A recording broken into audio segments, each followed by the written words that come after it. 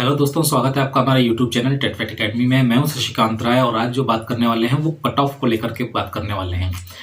आप cut off समझ लीजिए या विशेषकर अभी तक 2012 से लेकर के जो सीधी भर्ती प्रक्रिया जो अभी तक छठे चरण तक अपनाई गई है, चाहे हाई स्कूल की हो, चाहे इंटर की हो, चाहे 1 से 5 की हो, चाहे 6 से 8 की हो, सबसे बड़ा प्रश्न अभ्यर्थियों के सामने यही रहता है कि कितना मेरिट अंक होना चाहिए कि आपका सिलेक्शन हो जाए।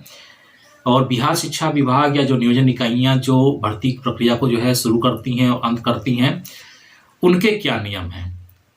कहने का मतलब यह है कि कितना कट ऑफ सेफ रहता है सीधी भर्ती में बिहार शिक्षक बनने के लिए।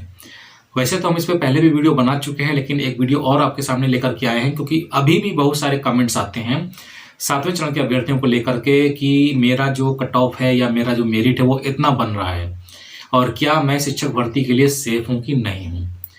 वैसे इस पे जो बहुत बड़ी चीज जो इफेक्ट डालती है वो होती है आपका आवेदन की जो प्रक्रिया होती है, आप किस तरीके से सीटों को समझते हैं, वो सारी चीजें इफेक्ट डालती है। लेकिन फिलहाल आज यहाँ पर जो बात करेंगे सिर्फ कट ऑफ के बारे में बात करेंगे कि बिहार में शिक्षक भर्ती चाहे 1 से 5 हो, चाहे 6 से 8 हो, चाहे 9-10 हो, चाहे 11-12 हो, उसमें कितना कट ऑफ सेफ रहता है, योग्यता का मानक क्या है, कितना परसेंट तक, कितना मेरिट तक नियोजन इकाइयां आपको जो है सेलेक्ट करती हैं। तो वीडियो साथ अंत तक बने रहिएगा, वीडियो को पूरा देखिएगा, वीडियो को समझने की कोशिश करिएगा क्योंकि अब आप देख चुके हैं कि छठे चरण शिक्षक बहाली में कट ऑफ क्या गया है, कितना गया है। तो जो भी शिक्षक अभ्यर्थी अभी तक चैनल को सब्सक्राइब नहीं किया है, चैनल को सब्सक्राइब कर लीजिएगा। चैनल को सब्सक्राइब करने के लिए आपको क्लिक करना होगा सब्सक्राइब बटन पे, बेल आइकन पे प्रेस करिएगा, ऑल पे क्लिक करेंगे तो आपको सारे वीडियो को नोटिफिकेशंस मिल जाएंगे।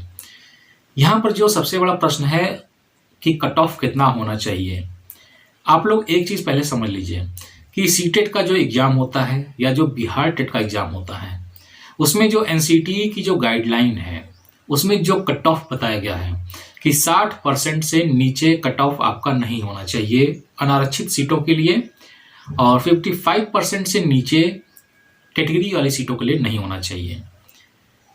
तो ये जो कट ऑफ बताया जाता है यही एक मानक है, यही एक पैमाना है बिहार में शिक्षक भर्ती का या जहां भी शिक्षकों की सीधी भर्ती होती है।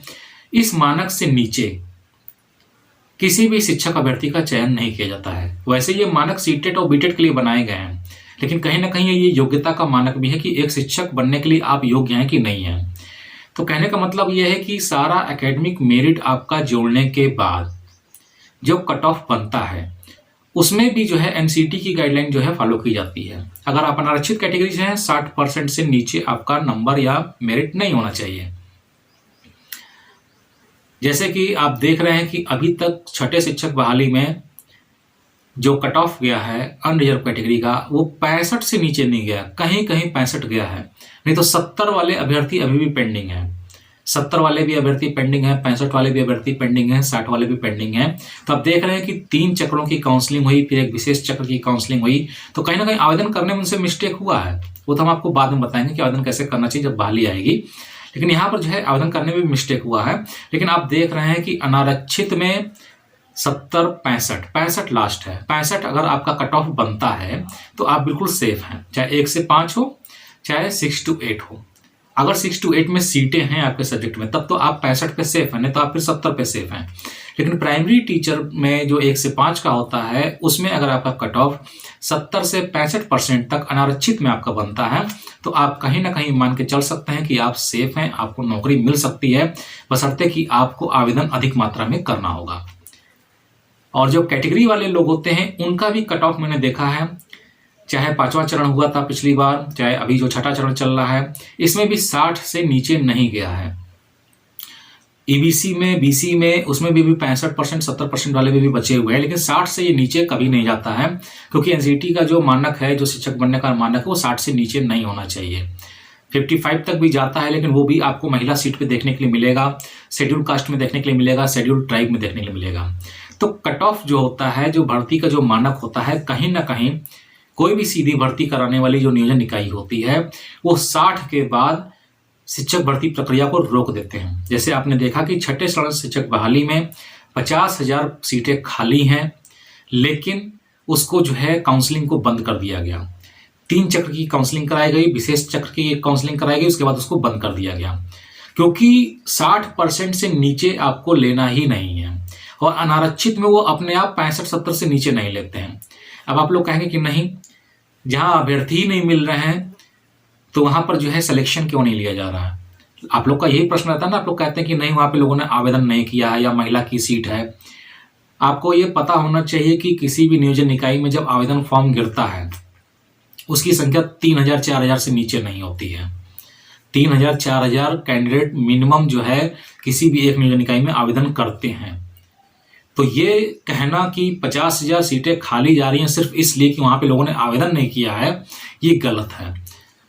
बिहार शिक्षा विभाग या बिहार सरकार हो या कोई भी स्टेट की गवर्नमेंट हो या एजुकेशन डिपार्टमेंट हो, वो एक पर्टिकुलर कट ऑफ से नीचे या उसके बाद काउंसलिंग का आयोजन बंद कर देता है, क्योंकि वह उन लोग को योग्य नहीं मानता है।